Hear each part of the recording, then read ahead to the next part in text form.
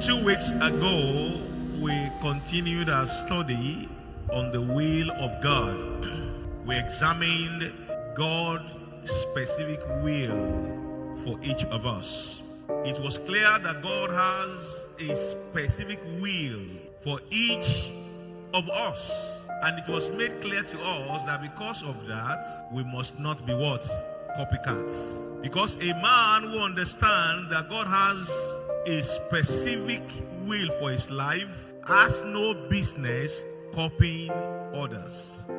I want to believe this was a revelation given to my hometown people of the founders of my hometown, either by divine intuition or native wisdom.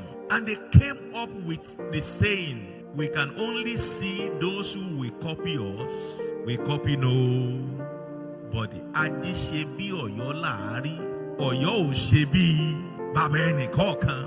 If you know that you are unique and God has a plan for you, you don't look at another man and say, this is the one I want to what? Copy. Your focus will be, what is God's plan for me? What is his mind for my life?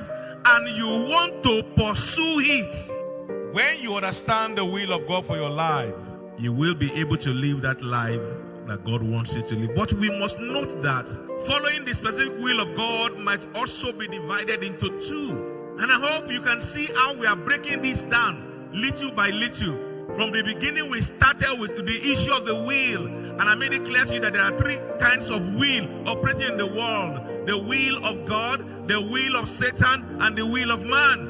And we came down to the will of God. And we have looked at the general will of God for everybody.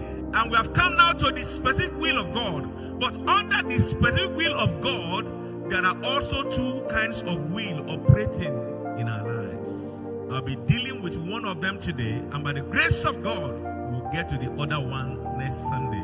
So as we're seated this morning, many of us under my voice might be under the will of God, specific will of God for our lives, but it is not the perfect will, but what? The permissive will. Then you may say, Pastor, what is the permissive will of God? The permissive will of God is that which God granted opposed to his perfect will, just to satisfy our desires.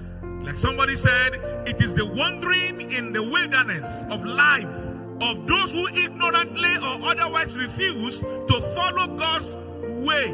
It is the pathway to uncertainty, fear, anxiety, despair, worry, and sadness. Unfortunately, this is the way many people in the world today are following. But the good news with which I will conclude this message is this: God is always interested to take us from his permissive will to his perfect will, if we are willing to surrender, if we are willing to pray and amend our ways. A clear example of this is found in the text we've read today.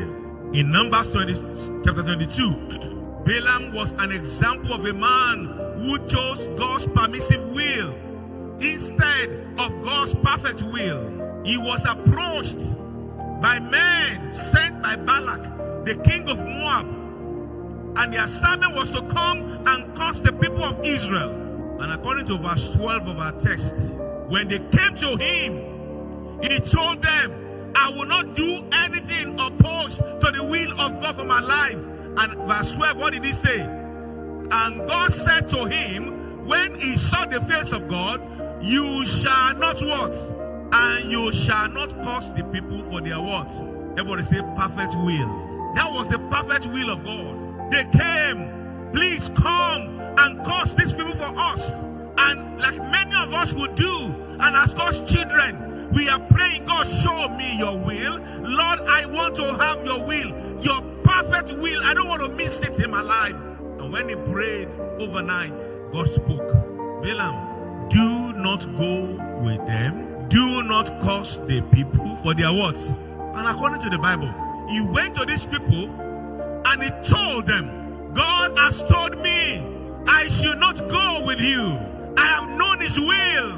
The people you want me to curse, they are uncursable. From his story, I come to realize that of the reasons many of us miss or move from God's perfect will to permissive will is because our hearts are pressured by what we see, by what we hear, by what we think. Many a times we know the will of God from onset, but the pressure that comes our way, maybe peer pressure, maybe our friends, maybe even our family members sometimes,